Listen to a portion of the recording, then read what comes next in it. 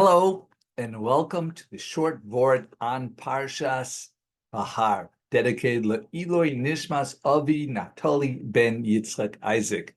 In Perek Chav Hey, Pasuk Lamed Hey, it says, "V'chi yamuch achicha umata yado yimach." When your brother will be impoverished and his means will falter in your proximity. This topic is a topic about Chesed, and four different ways where Hashem's perspective, the Torah perspective on different types of kindness is different than humans would think. This is adapted from the Midrash Rabbah, which was analyzed by Rabbi Dessler. And so the four types of chesed he's talking about here is, the first one is a case where you do a kindness for somebody who doesn't need your kindness. And this would be the case of Avraham Avinu by the angels. The angels didn't need food, but he fed them. He fed them lavishly. So you'd think that if someone feeds someone who doesn't need someone, then that would be not a big deal. But Hashem rewarded Avram's actions for someone who did not need the help, because it was done with Mesiras Nefesh and enthusiasm. They were zocha to have the man, the food from Shemayim in the desert for his descendants, the Behar, the well that had the water for these descendants, and the protective Anane HaKavod. Another type of chesed that we see differently is someone might hold back from someone who's rich. Say, what is this rich guy? He's got all the money in the world. Why do I have to do a chesed for him? He doesn't need me.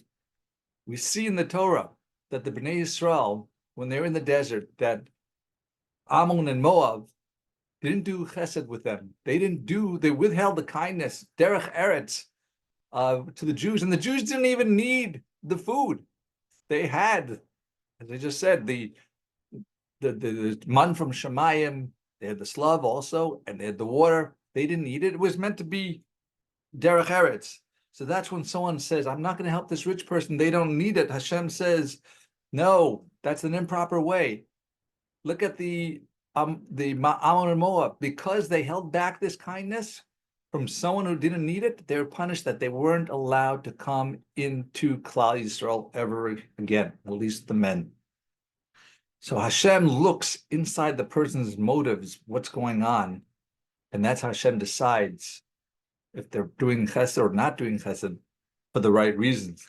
The third type of chesed is a case where you do something out of an obligation, that you owe someone, you owe them the courtesy, you have some moral debt. For example, Yisro towards Moshe Rabbeinu. Yisro helped out Moshe Rabbeinu, and that's natural because he was so appreciative to Moshe. Moshe came and his daughters, the shepherds, they had trouble at the well. Moshe helped them out, helped them drink. And he said, I hope that this guy maybe he'll marry one of you. And he did. So Yisro had a debt, yet he was rewarded by HaKadosh Baruch Hu that hundreds of years later, at the time of Shaul HaMelech, when they wanted to attack in the Mitzrayim, the Cani, they were the descendants of Yisro. They were told, get out of the way. You might be sympathizing with them. Stay away from them. We don't want you to be destroyed. And that's Hashem is looking again at a person's heart.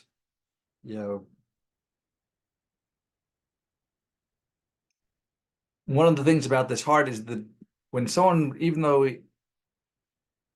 he feels the need to do kindness back, it's showing that the guy wants really to be a giver. He took from this person, but his heart is given. That's why someone like that is rewarded for paying back to someone who they owed a kindness back to. And finally, there's a case where it's a small gift.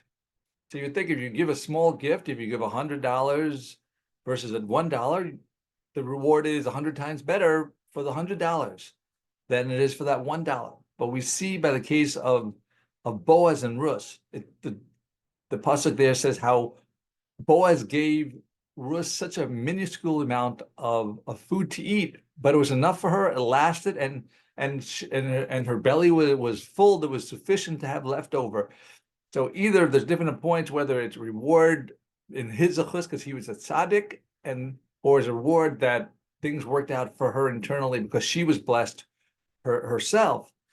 But normally a person would think that if all right, I made an investment, I helped you get it, I gave you a $1,000 investment in your business, and now you became a millionaire out of it. Like, okay, you did a nice thing, but like, you shouldn't be disproportionately rewarded by the result of it.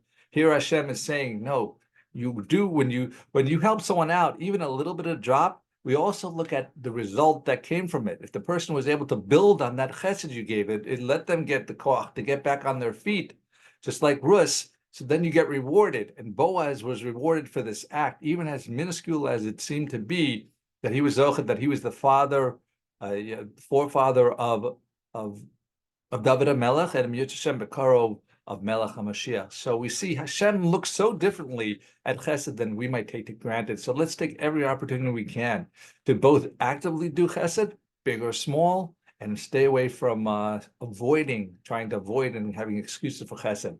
Thank you for listening. Like, share, and subscribe. That's a Chesed also. And have a wonderful Shabbos.